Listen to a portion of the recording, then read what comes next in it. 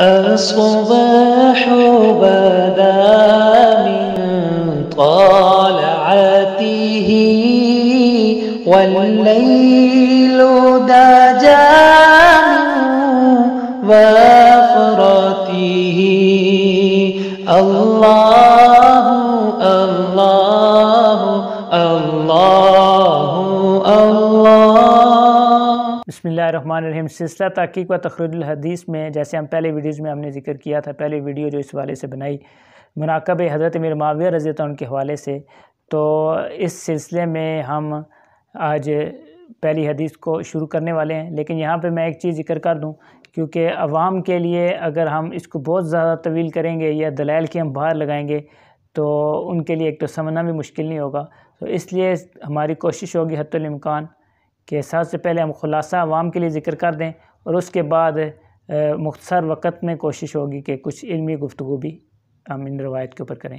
سب سے پہلے آج ہم جس روایت کو لے کے آئے ہیں وہ سیدنا امیر معاویہ رضی اللہ عنہ کی فضیلت میں یہ روایت ہے کہ اللہ کے نبی صلی اللہ علیہ وسلم نے حضرت امیر معاویہ رضی اللہ عنہ کو یہ دعا دی تھی کہ اے اللہ آپ انہیں ہادی بنائیں، مہدی بنائیں اور ان کے ذریعے لوگوں کو ہدایت دیں۔ تو یہ روایت ہے جو حضرت امیر معاویہ رضی اللہ عنہ کی فضیلت کے اندر ذکر کی جاتی ہے، اور اس روایت پر دوسری طرف سے یہ اعتراض ہے کہ یہ روایت جو ہے وہ سندن بالکل درست نہیں، اس کو منسوب نہیں کیا جا سکتا اللہ کے نبی کی طرف، اور اس کو بیان بھی نہیں کیا جا سکتا۔ تو خلاصتاً میں پہلے ہی ذکر کر دوں کہ یہ روایت درست ہے اور اس کو بیان بھی کیا جا سکتا ہے، اور اس کو حضرت امیر معاویہ رضی اللہ عنہ کی فضیلت میں ذکر کرنا بھی بالکل درست ہے۔ یہ تو خلاصہ عوام کے لیے ہوا۔ اب آگے ہم آتے ہیں۔ ہماری جو یہ گفتگو ہوگی اس کو ہم 3 حصوں میں تقسیم کریں گے۔ سب سے پہلے حصے میں ہم یہ ذکر کریں گے کہ اس روایت کو کن کن حضرات نے، محققین نے اپنی کتابوں میں ذکر کی ہے، کن کن نے اس کو اپنی کتب میں جگہ دی ہے، تخریج کہہ لیں اس کی۔ دوسرے نمبر پہ جو کچھ اعتراضات ہیں ان کو اور خلاصتاً ان کا جو جواب ہوگا وہ ذکر کریں گے، اور تیسرے نمبر پہ کہ جن حضرات نے اس کی کچھ تحسین وغیرہ کی ہے اس روایت کی، اس کو ہم ذکر کریں گے۔ سب سے پہلے آتے ہیں اس روایت کو ذکر کس کس نے کی ہے، تو اس روایت کو ذکر کرنے والوں میں امام احمد بن حنبل رحمہ اللہ، جنہوں نے اپنی کتاب مسند احمد بن حنبل میں ذکر کیا، امام ترمذی نے سنن ترمذی میں ذکر کیا، طبقات الکبریٰ میں ابن سعد نے اس کو ذکر کیا، ابن ابی عاصم نے الاحاد والمثانی میں ذکر کیا، ابن خلال نے السنہ میں ذکر کیا، بغوی نے معجم الصحابہ میں ذکر کیا، طبرانی نے المعجم الاوسط نے، اور طبرانی ہی نے المسند الشامیین میں اسے ذکر کیا،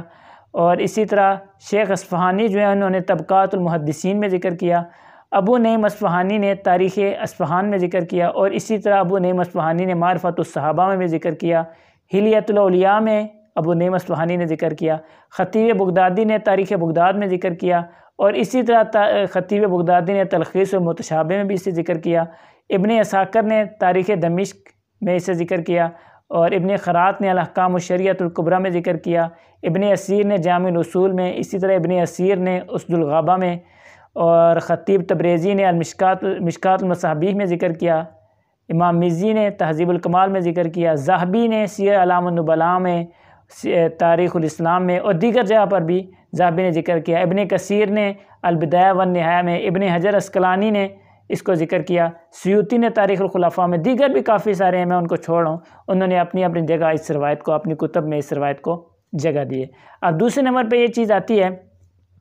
کہ اس روایت پہ اعتراضات جو ہیں ان میں سے چند ہم ذکر کرتے ہیں۔ سب سے پہلا جو اس روایت پہ اور بڑا اعتراض سمجھا جاتا ہے جی، یہ اس روایت پہ ایک بہت بڑا اعتراض ہے، وہ یہ ہے کہ عبد الرحمن بن ابی عمیرہ جو اس روایت کے راوی ہیں ان کے بارے میں کہا جاتا ہے کہ یہ ان کی صحبت ہی ثابت نہیں ہے، مطلب اللہ کے نبی صلی اللہ علیہ وسلم کے یہ صحابی نہیں ہیں۔ جب صحبت ہی ثابت نہیں ہے تو لہٰذا بات یہاں پر ہی ختم ہو جاتی ہے اس روایت کی، پھر انہیں روایت اللہ کے نبی سے کیسی کی جب ان کی صحبت ثابت نہیں ہے۔ اور اس حوالے سے حافظ ابن عبد البر صاحب الاستیعاب،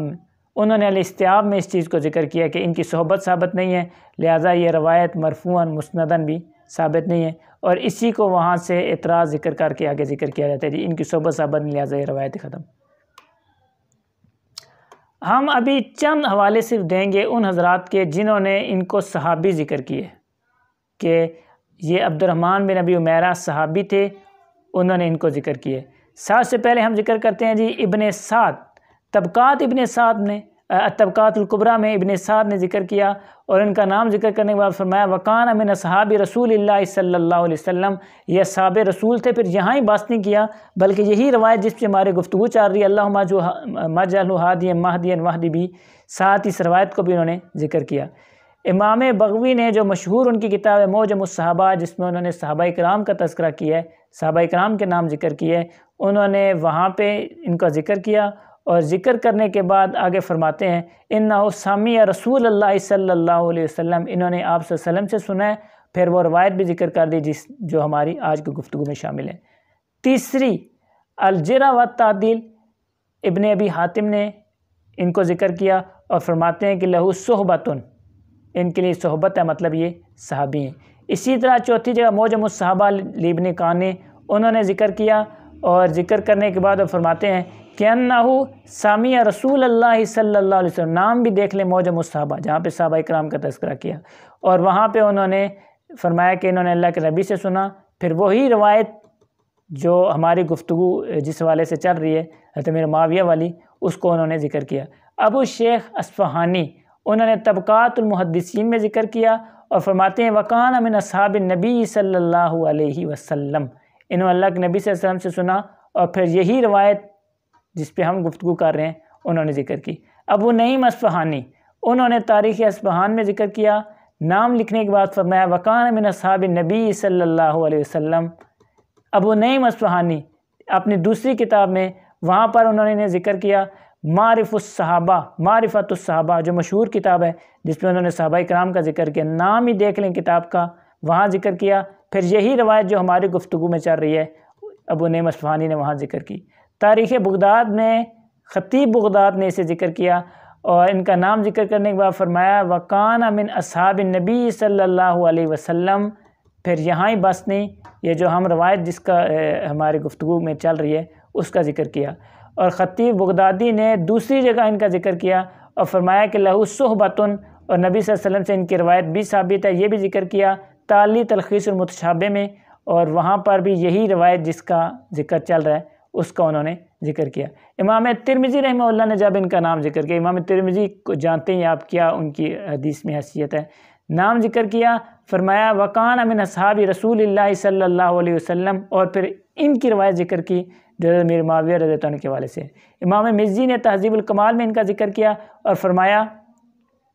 کہ لہو صحبت، ان کے لیے صحبت ہے، پھر آگے روایت ذکر کی۔ امام ذہبی نے اپنی 3 سے 4 کتابوں میں ان کو ذکر کیا۔ پہلے جب فرماتے ہیں الکاشف میں عبد الرحمن بن ابی عمیرہ المزنی صحابی، یہ صحابی ہیں۔ دوسری جگہ تاریخ الاسلام میں فرمایا صحابی لہو احادیث، صحابی ہیں ان کے لیے حدیث ہیں۔ تیسری جگہ سیر اعلام النبلاء میں ان کا ذکر کیا، فرمایا وکان من اصحاب النبی صلی اللہ علیہ وسلم۔ ابن حجر عسقلانی نے ان کا صحابی ہونا ذکر کیا لہو صحبتن، اور پھر ساتھ ہی جو حافظ ابن عبد البر کے حوالے سے جو انہوں نے فرمایا تھا یہ صحابی نہیں ہے، اس پہ ابن حجر عسقلانی رحمہ اللہ نے نقد بھی کیا، اور یہ انہوں نے ابن حجر عسقلانی نے جو ذکر کی یہ بات، یعنی کہ ان پہ اعتراض کا جواب وغیرہ بھی دیا، یہ الاصابہ میں انہوں نے ذکر کیا۔ بشار عواد اور شیخ نووت نے بھی ان کو صحابی ہی ذکر کیا، البانی صاحب نے بھی ان کو صحابی ہی ذکر کیا، ٹھیک ہے۔ اور یہاں پہ جو حافظ ابن البر نے یہ مسئلہ ذکر کیا تھا کہ یہ صحابی نہیں ہیں، ان کے حوالے سے ان حضرات نے یہ فرمایا تحریر تقریب التہذیب میں، بشار عواد نے، شیخ بشار عواد اور ارناؤوط ان حضرات نے فرمایا کہ حافظ ابن البر اپنے اس قول میں متفرد ہیں کہ جو انہوں نے فرمایا کہ یہ صحابی نہیں۔ تاریخ دمشق میں صحابی ہی ان کو ذکر کیا گیا، عبد الرحمن بن ابی عمیرہ المزنی۔ پھر آگے فرماتے ہیں والا صحبت، ان کے لیے صحبت ہے۔ اور مسند امام احمد بن حنبل جو سب جانتے ہیں کہ اس مسند کے اندر کیا ہے، صحابہ کرام کی جو روایات ہیں ان کو ذکر کیا رہتا ہے، مسند کے نام سے ہی واضح ہے، وہاں پر بھی انہوں نے ان کی روایت کو ذکر کیے۔ تو یہ بات کہ وہ صحابی نہیں تھے، یہ چند ایک حوالے آپ کے سامنے ذکر کر دیے کہ جن میں ان کو صحابی جو ہے وہ ذکر کیا گیا۔ دوسرا یہاں پہ ایک ادراوی ہیں، ان کے حوالے سے بھی اعتراض کیا جاتا ہے، جو دوسرا اعتراض کیا جاتا ہے کہ یہاں پہ ایک راوی ہیں جی، وہ راوی اس طرح کے ہیں کہ وہ اختلاط کا شکار ہو گئے تھے، ٹھیک ہے، سعید بن عبدالعزیز کے حوالے سے ذکر کیا جاتا ہے، ٹھیک ہے، لیکن ان کا یہ اعتراض بھی یہ بھی مسموع نہیں ہے۔ وجہ اس کی یہ کیونکہ ان سے روایت لینے والے ابو مسہر جو ہیں انہوں نے خود کہا ہے جی یہ اختلاط کا شکار ہو گئے تھے آخر عمر میں، جب ایک آدمی خود کہہ رہا ہے اختلاط کا شکار ہو رہے تھے تو اور اتنی بڑی شخصیت ہے، تو آیا وہ ان سے حالت اختلاط کی روایت لیں گے؟